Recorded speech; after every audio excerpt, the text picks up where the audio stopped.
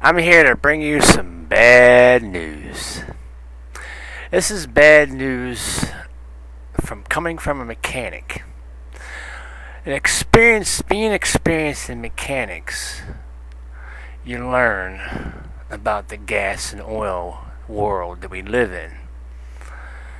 Because you understand the geometry behind mechanics, the working combustible engine, in our entire world that is dependent on gasoline. Excuse me.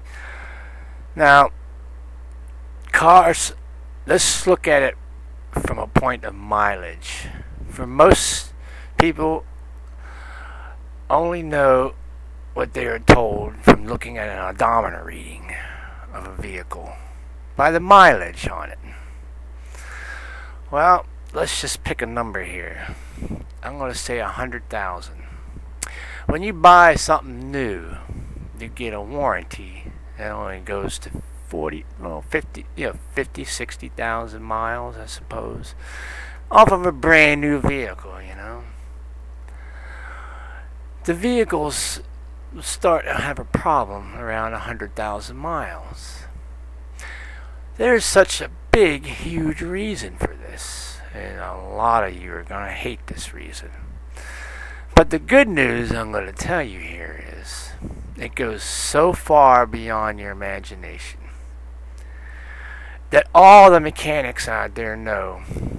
And I want to hear from any of you mechanics that can prove me wrong. Your car can reach 200,000, 300,000, even beyond that. It's going to require some other maintenance and replacing of parts along the way. But I can tell you, it saves you a whole lot of money in the long run. Your vehicle is capable of reaching 300,000 and beyond. But it's a little stretch past 300,000.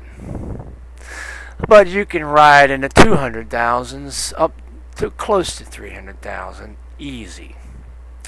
What's the trick? There's a big trick here.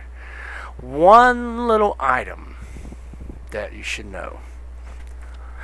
What is it that causes people to trade it in before it even reaches 100,000? Well, because it starts to have problems. Well, you have to understand something about materialism and its decaying properties.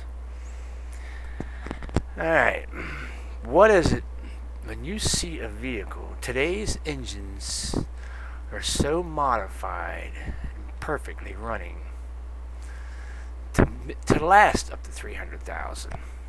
I'll take fuel injection for example.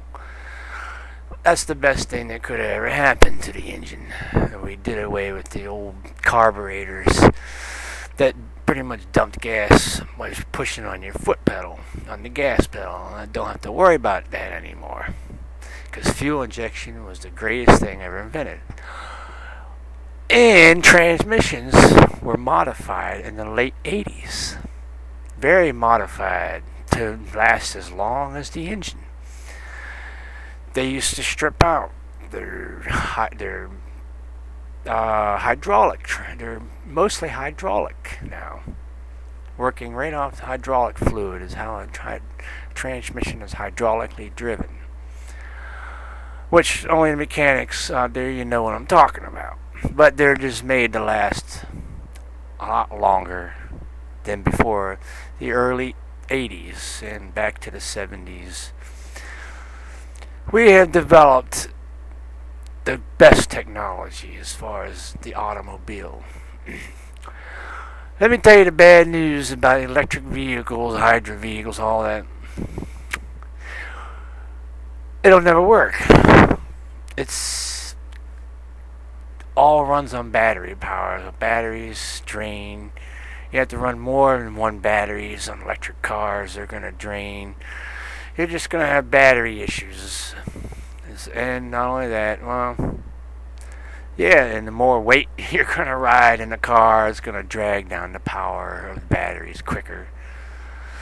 It'll get expensive in batteries once you start to do all the other stuff like replacing the alternator and brakes and so on. And plus, well, you look at the cost. It's about the same cost as a regular car just to buy an electric car or a hydrogen vehicle. I can tell you that it's somewhat of a good idea, but people's need for speed and wanting to hammer it and spin the wheels and all that, they're just not going to be satisfied with the electric car. Plus the feeling they have, they just want to kill each other out down the roads anyway. Let me get back to the gasoline engine here. What is it? Well, I can pretty much point the same thing with the problem with the electric cars. Here's the problem. When you see vehicles and they haven't even they just about gotten to 100,000, and they're over 100,000, and they smoke. Blue smoke, white smoke, black smoke. Let me tell you that our advanced technologies in the building of an engine will not smoke any way if kept with oil in it at all times. And, with a good cooling system, your cooling system's good. What is it that causes engines to smoke? There's one huge cause of it. You're not going to like this. Air conditioning.